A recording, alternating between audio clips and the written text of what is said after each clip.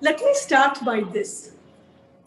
When I go and watch a performance of a classical dancer, what is interesting is not just what they dance, also how they dance, and more importantly, what you take back. I might not remember the actions of every item. I might not remember exactly what they portrayed and whatever, but you take back a certain vibration. When you go back, if a performance lingers in your head, it means there is something very strong and beautiful from within that is coming out.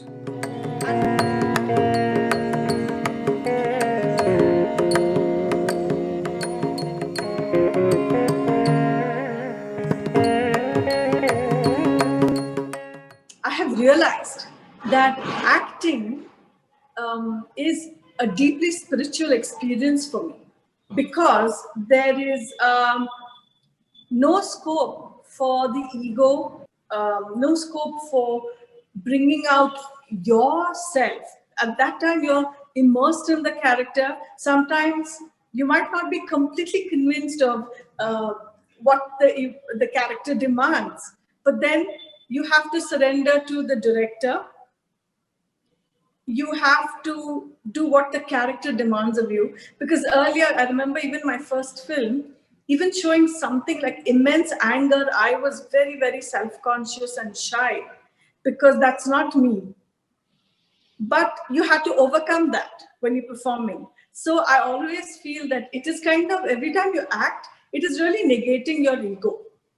Hello, this is Lakshmi Gopalaswamy with the World Consciousness Alliance. Reimagine a great new world. Hello, everybody. Thank you for joining us again for another episode of the Conversation for Change on the World Consciousness Alliance.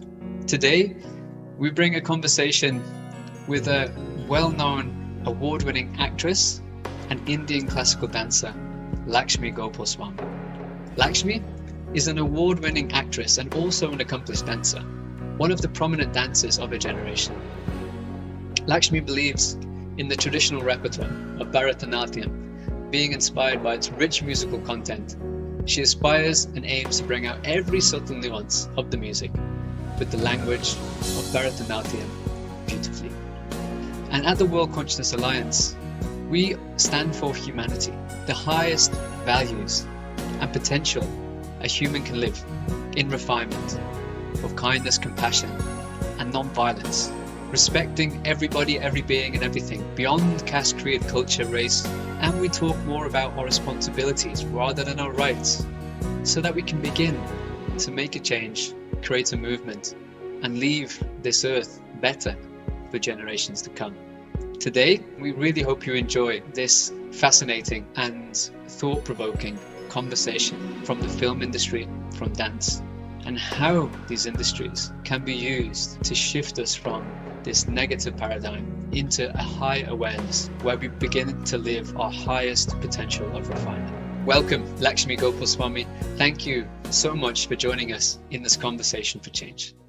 I would like to give you the opportunity, as this is a new audience, to share a little bit more about yourself, about what you do and what your beliefs are, how your lifestyle has created all the success that you've achieved in your life. Wow, it's a big question. Essentially, I am in the performing arts. I'm a classical dancer first, and of course, I have also explored cinema. I have also, before that, modeled for a lot of traditional products, etc. The main thing is that I have always looked at myself first as a citizen of the world, a woman, and in particular belonging to India, because I believe that when you know your roots well and you go deep, you can fly higher. This is my approach or my attitude towards everything that I've done. So if you ask me about a career and success, I didn't really plan all this. I didn't plan a career. I just went with the flow. I went with my passions. I went with what I believed in. I also believe that art is a very, very powerful tool in communicating, in unifying, communicating universal values. I stand for that. And you are an accomplished actor, so that's one of your talents. I wanted to ask, what is acting for you? Because in some way, shape, or form, we are all actors in our day-to-day life. We play various roles, whether that's a father, whether we're in work, how we are in different situations. We generally bring ourselves differently. But you are actually acting a character. What is that for you? I must share this with you. I have realized that acting is a deeply spiritual experience for me because there is no scope for the ego, no scope for bringing out yourself. At that time, you're immersed in the character. Sometimes you might not be completely convinced of what the character demands, but then you have to surrender to the director. You have to do what the character demands of you, because earlier I remember even my first film, even showing something like immense anger, I was very, very self-conscious and shy because that's not me. But you have to overcome that when you're performing. So I always feel that it is kind of, every time you act, it is really negating your ego. It's a really unique perspective. I've never heard anybody speak of acting in that way. And this I'm telling you through experience. It's because I remember once in one scene I had to rave and rant, and I was like, in normal circumstances, I would not do that. I would not create such a ruckus and such drama. But that character, that scene demanded that. And in front of so many people, you cannot think of, oh, am I making a fool of myself? Or, what will people think? It feels so, I feel so conscious. You can't do that. You have to just plunge into that character, plunge into whatever the director demands of you, surrender to the director's vision. So that's what I felt. And of course, that has also helped my dance. Because, I think you work on becoming that much more natural and honest. You have to be really convincing. And I'm not saying that dancers are not, they are very, but somehow this helped me, this shedding your ego helped me, go through, cut off those barriers in communication. Yeah. But I also know from my limited understanding of Bharatanatyam that this actually has quite a deep root in spirituality, in its source. Yes. Yeah. I think, if you look at our Natya Shastra, which is supposed to be written by the sage Bharata Muni, now what is interesting is you refer to him as sage, he was a Muni. So these are all very, very enlightened beings who have tread this planet. And every enlightened being from whatever I have been exposed to speak about the same thing, this all encompassing love, this one truth which could be manifested in different colors in different regions, but the truth is the same. So I think dance also stems from that. I'm trained in Bharatanatyam, but I don't look at it as dance. More importantly, I look at it as a very powerful, highly aesthetic form of communication. And when you say aesthetic, that means you have to have some sensitivity, you have to have beauty. You can't you cannot separate the two. You have to have a certain stylization, a certain rigor. So I think that says it all, isn't it? Yeah. That's what spirituality is about. Also, it's trying to make us very aesthetic human beings. Yeah, definitely. Because there's a deep tradition inside the dance. And I know from my experience here, one of the key or core teachings, which in a lot of the Indian tradition systems is the same for the World Consciousness Alliance. That's Ahimsa, or non-violence. So do you think the traditional dance has a place in the world to demonstrate that or express this philosophy, for want of a better word, for the people? Oh, very interesting question. Let me start by this. When I go and watch a performance of a classical dancer, what is interesting is not just what they dance, also how they dance, and more importantly, what you take back. I might not remember the actions of every item. I might not remember exactly what they portrayed and whatever, but you take back a certain vibration.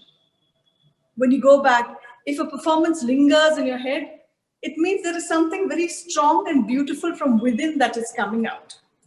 And I feel if you don't have that quality of ahimsa, that beauty, that's not possible. But having said that, when you look at our literature itself, um, all of them speak of love, speak of non-violence, speak of the futility of uh, anger, the futility of violence. If you look at, and what better way or what more powerful way than art to communicate these ideas or these strong values. For example, if you look at King Ashoka and how he converted after the war, after the great Kalinga war, and seeing so much blood and bodies around, he realizes what's the.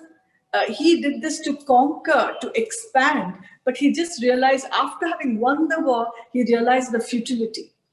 Yeah. And this you can so powerfully express in art. Or if you look at our traditional Kannada Dasa poetry, the bhakti movement, they are very simple songs but so profound. For example, talking about the mind is like a monkey, you know. So don't be fooled by it flitting from one to the other. It says it wants this, it says it wants that, it's a, you know, and it says I want to have that. Don't be fooled by that because this is just the mind. So these are very deep concepts that poets have always discussed, and for artists, for dancers, this is our material with which we communicate. Traditional dancing has always been about that and has always been trying to elevate yourself, which means like whatever, trying to reach that consciousness that we, it's a very abstract thing for me right now, but you know, that's your aim. So I think art is a very powerful way of portraying, of communicating ahimsa. If it's okay, I'd like to ask you a question onto one of your other professions, onto the screen. Mahanji remarked that now, if we look at what's happened now with the COVID situation and look at film and look at the idea of screen, what we used to have before was the big screen, which was the theatre houses, the large screen where people would go and they'd enjoy this experience. And then that went from the big screen to the small screen, so the theatre to the television. Now with COVID, it's quite a good insight actually. People have gone from, you know, the television screen being the big screen to the phone being the small screen, which I think is quite really small screen. Yes, which I think is quite a good insight. How do you see that, and do you think it's made a difference in the world? Well, COVID has changed performing arts scenario drastically. Number one, it'll take a long time for audiences to come back to the theater. Yeah. And number two, performances, because you have to innovate and you have to keep it going. You have to do your karma. You have to, and for artists who are only performing and there's no other whose livelihood and whose everyday activity is about dancing and performing, you have to find new ways. So you have a lot of these Facebook live programs or Insta live series. But personally, you will have to change the technique now. You might have to do more close-ups, more abhinaya perhaps, because I personally am not so excited to watch a show on the mobile. But I think what is happening now is there is a lot of exchange of information. You know, artists are talking more and sharing their experiences. These kind of things are very invaluable. So there's a new, very valuable data bank being built at the moment. Yeah, that's a really good insight. And if artists are sharing this through experiences, they have a powerful voice. You're right. And especially experienced artists, there's so much knowledge, wisdom, and their shared experience, which is invaluable when they share it with the youngsters. They are seasoned in how to approach art. Perhaps they see this futility of a rat race, you know. So I think these are very, very invaluable gems that are coming out now, that should come out. Yeah. Something about the industry now I wanted to ask is, do you think at the moment that there's a lack of imagination or creativity within the film industry? And is it becoming stereotyped? Because now shorter films are getting a much more higher level of attraction, and people find them much more appealing than, say, the 1 to 2 hour films. And do you think an actor or actress is able to do justice to a performance in these short 2 to 5 minute videos? Or do they need a much larger set of time and scene to really give space for a full expression? I definitely believe in a longer movie which helps you soak in, slowly get into that world. And so that's why the OTT platforms, the web series and all that, there's exciting content coming out now. And I have realized as a viewer myself that for example, I don't know Spanish at all. I don't know a word of Spanish, but I have enjoyed 2, 3 fantastic Spanish dramas. I don't understand Turkish, but I'm watching one of them, which is also talking about the biases people have against one another just by looking at what they wear, and because of religious differences. These are very, very exciting, very beautifully handled, powerful themes that are coming out. They've always been there, but I think this is so much more real. So I feel the OTT, the web series, the Fire Stick, on Amazon, Netflix, and all that, that is really powerful and exciting. But the mobile, I don't know. We're still in a very nascent stage. I don't know how to comment on that. But I know everybody's attention span has drastically reduced now.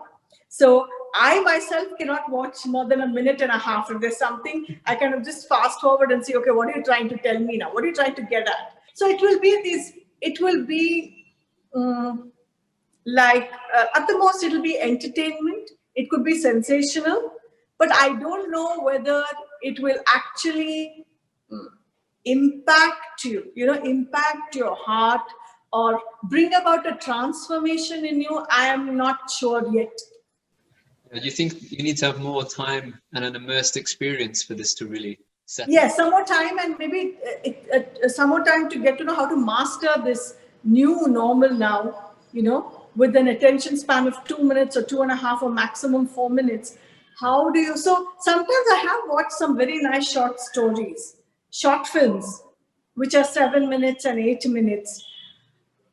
But, art is something that has to be chewed on, that has to be swallowed, that has to take its time to digest.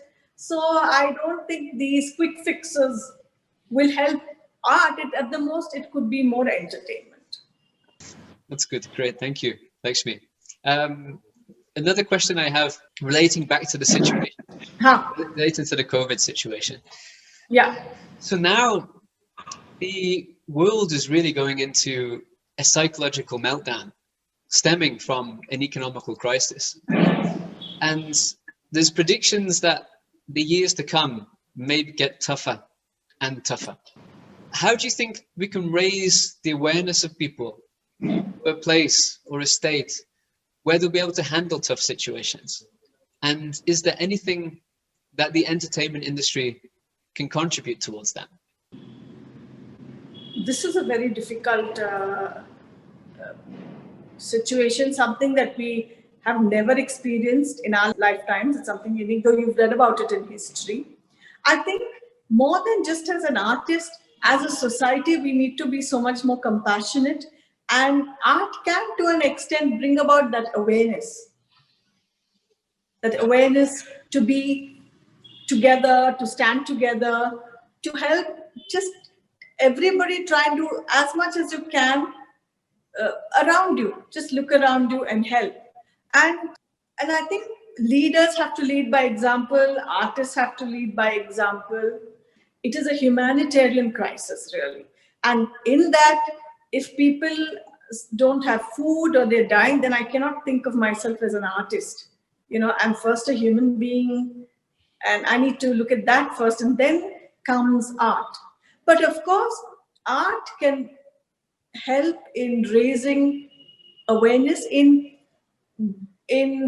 bringing out that compassion in you if your art is powerful, in trying to bring about the better qualities of a human, the higher values in a human, higher emotions in a human being. I think art can help there. It could be beautiful music, it could be dance, it could be whatever, which will elevate your soul, if I may use these very tall words. But yes, entertainment industry, especially film stars, or film artists, have a lot more influence over the public, or simply because they're so much more watched. And I think so it's a huge responsibility on public personalities. I wouldn't say just film personalities, public personalities. So in this case, it is a situation that we have never faced earlier in our lifetimes, in our lifetime. I think you have to lead by example. That's the only way. I would think, personally, I might not flash a materialistic culture now. It's inappropriate when we don't have so many jobs and we are all struggling.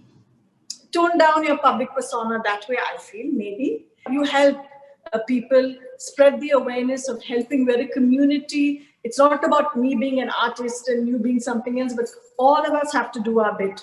Just look around you and help one person at least in need. Just locally. I think we will solve the issue. So here, it's not really about an artist. And of course, in my capacity as an artist, what can I do? Maybe perform, maybe raise funds through maybe a performance or some interaction. So I think we have to figure out, but it's scary. It is scary, and because even psychologically, it's a huge thing for everybody. Even me initially, I thought, I've been sitting at home since March, just sparingly going out. I was relieved that I didn't have to travel for some time. It was like holidays. I never understood the seriousness. And the problem, the funny part and the sad part is that when you're watching news day in and day out, you become so desensitized. Everything is numbers. Everything is like a movie scenario, sensational. In fact, I don't watch news that much now. I'm trying to find things far more meaningful to me. Of course, I have to know what's aware and see what I can do, or, you have to know what is happening to the world. So when you have an opportunity to talk, you do believe in and you talk what you believe in. That is unity. That is, all of us are one. And that's what your beautiful platform, your organization is trying to do. So, and it all leads to that. Everybody's path, either through science or art or philosophy or whatever it is. If you look at history, if you look at tradition, and if you look forward, there are different routes to the same path. So we have to keep that ultimate truth and goal in mind. Beautifully said, Lakshmi. Great answer. I like that. Whilst the situation has changed, we can look at the general tendencies of history. When we come to a crisis point within the world, people generally tend to become more selfish. Me and mine, protect what they have. So how can we keep people selfless so that what we were saying there, looking after communities, caring for each other, becomes a reality and people don't just take what's good for them? And is there any recipe, any concoction that the entertainment industry could put together for us? I don't know how to answer this, Chris, because I myself I'm fighting that. I, being far more comfortable than many people who are living hand to mouth, I myself have that sense of insecurity, and I think it's something that everybody will go through and they have to fight their own battle. But I think it is a collective consciousness is what is very important now. So I think the only way we can get that is, as I said, lead by example, watch other people doing that, and having dialogues, having maybe changing some policies that's at the administrative or the government level. But more than that, I think it's a cultural shift we have to make. I've always been very conscious of resources, conscious of, for example, little things like water, well, huge things actually, but water conservation, etc. But now this is a far more severe crisis that we're going to face. So I think I would just like to take each day as it comes. Do little things. It could be for your staff, not cutting salary, or even if they don't, or trying to help them financially if you can.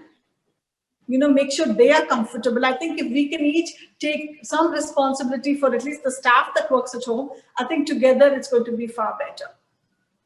So I'm talking about little things we can do in our everyday life that will have a major impact. I think what you said there is really key, right? What's practically possible for you day to day, do what's in front of you as well. And leading by example is always the best way, because nobody likes people who preach and then don't do what. There is nobody who is, they might not be educated, but everybody is sharp in picking up what are the actions someone takes. Yeah. Everybody is very smart. Otherwise, maybe a lot of people would have won votes by just speaking well. But in India, that doesn't happen. You can't get away by speaking well. And even an artist, I'm sure a lot of people might be watching what I'm saying and what I'm doing. So better to be honest, better to be sincere, and together let us find out what is a good way to solve this problem. Because even I don't know at the moment. This is all I can think of. Continuing along these lines, a similar train as well, is that we've reached a point in humanity. We have come to where we are now, and that exists because there's a history. And generally, if I make a general statement, because there's much more to this, the world lacks compassion because of the trade factor, because of profits. We're more interested in increasing the bank balance than conserving what we have. So how can we bring back sensitivity and compassion into this world? I need to think about that, because it is something that I also ponder about. Profits are not bad. Profits are very required. Wealth creation is very important. Yeah. So we need not be anti-wealth, but what do people do with that wealth? What is the culture that we are creating in our society?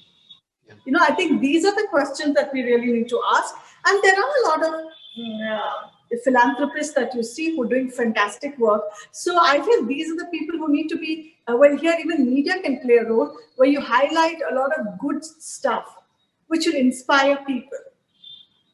We have to distribute wealth, but if there's no wealth creation, it's not going to work. And you talk about globally, I'm more worried now about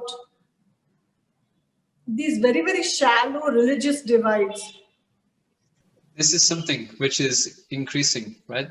And which is making people far more intolerant, so much so that, for example, maybe I'm familiar with the Hindu way of living or Hindu faith. And if you quote Veda, it doesn't mean God, and it does not definitely mean your God is better than mine. No way. But just because you quote from the Veda, then I sense that now. Similarly, in another religion, I sense that, oh, you're a Hindu talking. So, but I am not that. I don't believe that. So, people have lost that sense, that common sense. Yeah. People have lost that common sense where you can remove all this and only try to understand the matter behind anything, So I feel this is a dangerous path, not just path, how do I put it? This is a dangerous division. Stage that we are getting into in society. And like you said before as well, even through the arts, it mentions this, but many paths leading to one. Yes, and you take You take any great saint from any part of the world, they realize God through their localized version, if I may say that. Enlightened beings come all over, and so um, they follow whoever they can connect to, who they see around them. But all the enlightened beings, all the gods, so-called gods, talk about the same thing. They talk about us as one, love, compassion. That's it. I think It's that's like many languages. That's it. That's all it is. I think that's a difference, right? When you have such beings that are talking the higher refinement, love, compassion, Yeah. whereas maybe some are doing what they're doing through fear and Because they don't being understand. They never controlled. understand. They don't understand the source. They don't understand what that philosophy is about. They become dogmatic. For example, I'm a classical dancer, and I can share my understanding. I'm always, lot of our songs are about Krishna or about goddesses or about Hindu gods. But for me, I don't know whether that God, there was a God with four hands or had the sun and the moon as his ornaments. This is so far, it stretches our imagination. And number two, this concept of a God and goddess is what we should take from, which is fascinating to me. For example, the concept which you find even in, um, you will find a similar example in every culture. For example, the goddess of knowledge or the goddess of wealth. This concept of an ideal personification of knowledge or the ideal personification of good fortune, these are things that we have to imbibe, and this is what fascinates me. So what's there in a name? Here we call her Saraswati. Maybe in Greek culture they call her something else. I'm not very familiar. Maybe in Christianity there is some equivalent. I don't know. Or in Buddhism, everything. So it is these wonderful concepts of the perfect human being that fascinates me. Rather than who's right or wrong, who said what, it's about a connection of what we have, what we can become. Yes. Yes. I think this is one of my final questions for you. So Okay. thank you very much for spending the time. I really enjoyed the conversation, and Thank you. some great insights as well on what Is it? the film, yeah, definitely from what the film industry can bring at this time. Just listening to you then, it made me think that it has such a role to play at this point in time, and I hope more people come forward like you and speak, like you said, honestly about situations, because that's what will connect with people. Yeah. Absolutely, absolutely. And I'm so happy to come. I think this is the brainchild of Mohanji, am I right? Yeah, correct. This, Founded by Mohanji, yeah. who I have had a very long association with, who I have known for many years. I hope this becomes a very strong movement. And then I must say, there is a kind of spiritual awakening happening. I do sense that in the world.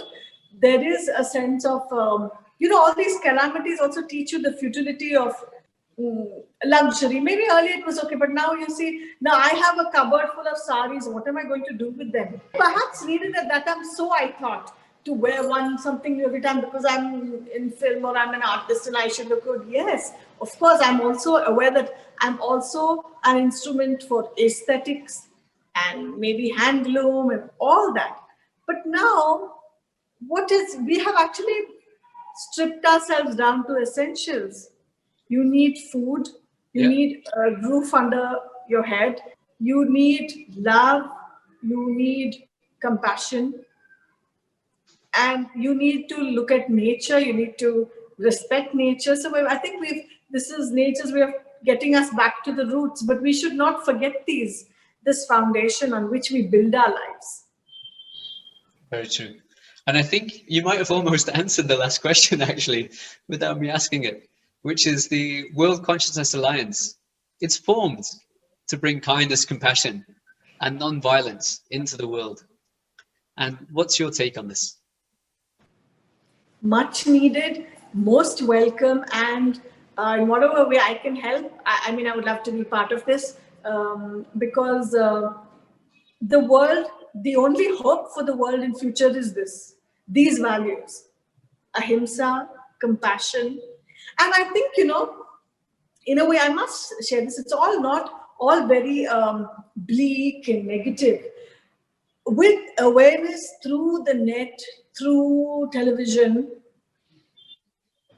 for example, a lot more people are becoming vegetarians. Yes. A lot more people are becoming vegans. Now, this is also because of the awareness, because of information available to us, right? So I think with the right information being, with all the exposure given to people, you will slowly but surely, people will eventually take the right path, I feel. Definitely. It seems as a change is happening through any time of difficulty. It forces, I feel, people to reassess, and then something new comes from that situation. Yes, that's right. It's like the pressure comes together so that something new can be born. So like you said, it's not all calamity and doom.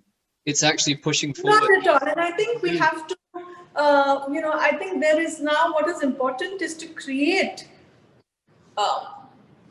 how to do that at an individual level. We have to transform if we have to create a society like that. But we have to create a society of trust where people need not be worried about whether they can find food or not, whether they can live or not. That should not be the case. You should have enough trust and faith in humanity. Everybody's responsible for this. Everyone. Where you create that trust, that faith in humanity itself. Great. Thank you, Lakshmi. Thank you, Chris, and thank you, Mohanji, for giving me this wonderful opportunity. To share and to just see the other great people who have also been part of this. You're raising the vibration. Hello, this is Lakshmi Gopalaswamy with the World Consciousness Alliance. Reimagine a great new world.